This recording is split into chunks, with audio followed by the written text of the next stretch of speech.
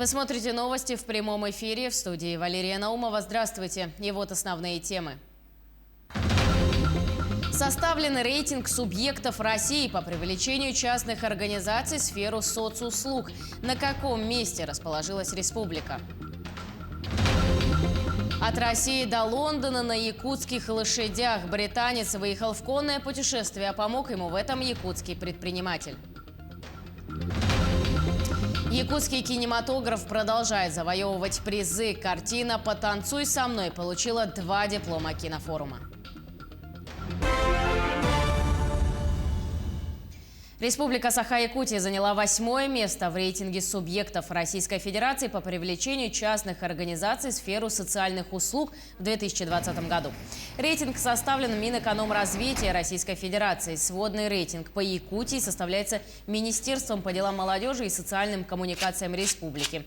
Рейтинг оценивает регионы по нескольким направлениям. Участие некоммерческих организаций в предоставлении госуслуг по социальной сфере, внедрение конкурентных способов оказания услуг, использование муниципальных мер поддержки социально ориентированных некоммерческих организаций и использование мер налогового стимулирования их деятельности. Глава Якутии провел очередное заседание оперативного штаба по строительству объектов, которые реализуются в республике по национальным проектам и государственным программам.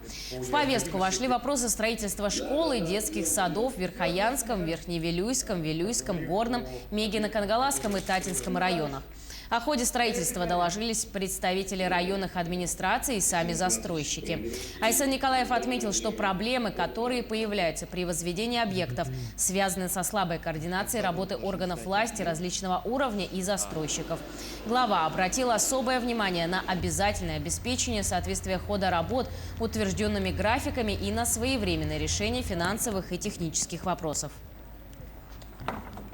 Первый заместитель председателя правительства Якутии Дмитрий Бердников вручил ключи от новых домов семьям из пострадавшего от лесного пожара села Бясь-Кёль в Горном районе. Всего в селе восстанавливают 34 дома. Также продолжаются аварийно-восстановительные работы, которые идут по графику и должны завершиться к 15 октября. Работа идет, как она и шла с самого первого дня. Многие процессы мы организовываем параллельно, потому что по-другому нельзя. В такие сжатые сроки мы должны завершить не только строительство 34 домов и передать их людям, но должна приведена быть в порядок и улично-дорожная сеть, и сеть электроснабжения, газоснабжения, что и практически сделано сегодня. Дома заселяем поэтапно, по мере готовности жители наши работают с подрядчиками, принимают дом, высказывают какие-то пожелания, по ходу какие-то замечания. И сейчас этот процесс так и будет продолжаться. Также пострадавшим жителям села будет приобретена бытовая техника. Сертификат на 285 тысяч рублей. Заместитель председателя правительства Якутии Сергей Местников вручил главе Тамайского наслега. На эти деньги, которые выделила венчурная компания «Якутия», будут приобретены бытовые приборы. Вместе с этим зампред осмотрел место строительства 2 социальных объектов – школы и многофункционального культурного центра села Бясь-Кёль. По словам зампреда, в настоящее время профильные министерства рассматривают планы финансирования на 2022-2023 годы. Южные ворота Якутии, Нерюнгри, его жители и гости к концу 2022 года смогут оценить все возможности и прелести международных стандартов. К этому сроку запланирован пуск в эксплуатацию нового аэропортового комплекса. На каком этапе сейчас находится реконструкция и как идут работы, узнали наши нерюнгринские коллеги.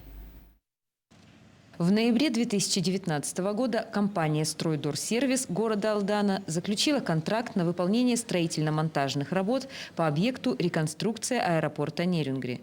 Сроки реализации проекта установлены на 2019-2022 годы. Объем финансирования составляет 7 миллиардов 385 миллионов рублей. На данный период уже выполнено более 73% работ, то есть работы ведутся с опережением графика. Поэтому уже к 25 октября взлетно-посадочная полоса будет готова к сертификации. Для реализации данного проекта наша компания приобрела бетонно-укладочный комплекс, текстуровщик, 2 бетонных завода, И это позволило выполнить за достаточно короткий период данный объем работ. Огромную роль в проведении реконструкции сыграла команда профессионалов, которую подобрал «Стройдорсервис». За время работ сложился костяк коллектива, который и в дальнейшем способен решать не менее сложные задачи. Поэтому эти люди реально заслужили уважение. Хотел бы также отметить и нашего заказчика «Аэропорты Север», и непосредственно в лице Вадима Валерьевича Волкова, под чьим руководством осуществляется и контролем осуществляется данная реконструкция. Также поблагодарить коллектив аэропорта Тюльмана в лице директора Жарникова Леонида Адольфовича, потому что многие вопросы, скажем так, решались оперативно, дружно. Все были заинтересованы в скорейшей реализации данного проекта. Сейчас уже успешно завершено обустройство искусственной взлетно-посадочной полосы, уложено более 90 тысяч тонн бетонной смеси. Обустройство дренажной системы, построена патрульная дорога, по всему периметру установлено ограждение, возведены мачты освещения, заканчивается монтаж светосигнального оборудования. Поэтому 1 ноября первые пассажиры уже смогут оценить изменения. Мы начинаем эксплуатацию взлетно-посадочной полосы. Первый самолет, который произведет посадку, это установлена наша историческая авиакомпания «Якутия», рейс Москва, Внуково, аэропорт Нерюнгри. Ждем пассажиров, первых пассажиров в нашем аэропорту. На перевозку пассажиров заявились все те компании, которые летали ранее. Это авиакомпании «Якутия», «Сибирь» и «Ир Аэро». А подрядчик по восстановлению аэропорта уже приступил к строительству аварийно-спасательной станции, контрольно-пропускного пункта и здания аэровокзала. Мы находимся на перекрытии уже 2-го этажа. Здесь это 2-й этаж, это зал вылета пассажиров, на котором будет полностью коммуникации, средства для регистрации, для досмотра пассажиров уже в новом формате и в соответствии новым требованиям, где пассажиры смогут свободно уже ожидать даже при длительных задержках в зале ожидания вылета. Будут пункты питания, будут комнаты для матерей с детьми, камеры хранения, ну и все прочие удобства, которые предусматривают современные аэровокзалы. О готовности аэровокзального комплекса в прямом эфире глава республики Айсен Николаев ответил, что к концу 2022 года новое здание будет открыто, и нерюнгринцы смогут оценить все возможности международных стандартов. Ирина Кичигина, Вадим Барашков, Нерюнгри. В мэрии города обсудили подготовку ко всероссийской переписи населения. Переписные участки будут открыты по всему городу, в том числе в пунктах приема коммунальных платежей Якутскэнерго и отделениях Почты России. В стационарных пунктах горожане смогут заполнить анкету всероссийской переписи населения. На каждом из 104 участков будет работать контролер, который поможет правильно оформить документ. Напомню, всероссийская перепись населения в этом году пройдет с 15 октября по 14 ноября. Принять участие можно дома, дождавшись переписчика, на переписном участке, либо самостоятельно заполнив анкету на портале Госуслуги с 15 октября по 8 ноября этого года. Навигационный период для маломерных судов завершится в нескольких районах республики с 4 октября. Ожидается закрытие навигации в Абыйском, Малайховском, Верхнеколымском, Булунском, Среднеколымском, Нижнеколымском, Жиганском, Момском и Емиконском районах. И также с 11 октября навигационный период завершается в Алданском, Амгинском, Верхневилюйском, Вилюйском, Горном, Кобяйском, Ленском, Мегино-Канагаласском и еще в 12 районах республики и на территории Якутска и Жатая. Тем временем образование первого льда на реке Льене в республике прогнозируют приблизительно 12 октября. По информации гидрологов, первый лед на Лене образуется у села Кюсюр в Булунском районе. А 13-14 октября на участке Жиган-Сангары. На отрезке Якутск-Покровск образование льда ожидается 17 октября, Ленск-Алекминск 18-19 октября. Сотрудники Министерства экологии провели очистку лесного массива от несанкционированных свалок. Защитники природы выходят на субботники еженедельно, начиная с мая месяца. Подробнее в материале Власия Сергеева. Несмотря на прохладную погоду, на субботник вышло 120 сотрудников Министерства экологии и его подведомственных учреждений. Работа проходила в 2 локациях – в лесном массиве на 4-м километре Намцирского тракта и в местности Сопка Любви. Мы хотим отдохнуть в чистом лесу, да, и везде мы смотрим мусор. От кого это зависит? От каждого человека. Каждый житель нашей республики должен быть ответственный за это. И сегодня мы посвятили этот субботник ко дню рождения нашего министерства.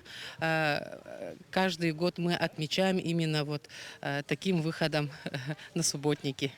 Данный субботник стал заключительным в этом сезоне. Сотрудники Минэкологии выходили на очистку леса еженедельно, начиная с мая месяца. По их словам, после уборки несанкционированные свалки практически сразу вновь начинают заполняться мусором. На сегодняшний день у нас 9 вот таких несанкционированных свалок. Это на территории города Якутска. Это в лесном фонде только. Вот они приехали отдохнуть, и за собой никто ничего не убрал. Даже еще вплоть до того, что даже привезли и вывалили. Вот диваны всякие. Была такая поговорка: хорошо живут там, нигде убирают, а где не мусорят. Вот надо потихоньку уже подходить к этому. Сотрудники Минэкологии напоминают о том, что за несанкционированную свалку мусора предусмотрены штрафы, которые для физических лиц начинаются от 1000, а для юридических лиц от 100 тысяч рублей. По выявлению нарушений у нас рейды проводятся постоянно. Потом у нас очень хорошая сейчас вот практика по соцсетям. То есть в том же Инстаграме, в WhatsApp, в интернете выходит информация, что где-то что-то происходит. Мы сразу выезжаем и проверяем на месте, правильная ли информация или нет, и сразу принимаем меры. По итогам этого субботника сотрудники Минэкологии собрали 350 мешков, а также 20 кубометров крупногабаритного мусора, которые были вывезены на городскую свалку. Власий Сергеев, Георгий Григорьев, Якутск. 29-й международный архитектурный фестиваль «Зодчество-2021» стартовал в Москве. Так, в смотре-конкурсе «Регионы России» представить свои работы планируют 15 субъектов Российской Федерации. Именно в этой номинации будет участвовать экспозиция нашего региона. В ее составе будут представлены проекты, реализованные и планируемые на территории республики в сфере культуры, здравоохранения, крупнейшие уникальные объекты, такие как Арктический центр эпоса и искусства и объекты образования, в том числе современная школа-сад в селе Актемцы Хангаласского района. Также мастер-планы 3 арктических поселений, квартала «Звездный» в Якутске и брендинг туристических объектов. Одним из знаковых объектов экспозиции станет самый ожидаемый жителями республики инфраструктурный проект «Ленский мост». Британец Никита Греци выехал в конное путешествие на якутских лошадях.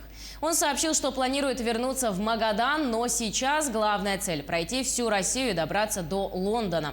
О своем намерении проехать на якутских лошадях по маршруту от Тихого океана до Атлантического молодой человек заявил еще в 2019 году. Содействие в этом ему оказал якутский предприниматель и путешественник Егор Макаров, а саму задумку поддержало международное сообщество ездаков на лошадях.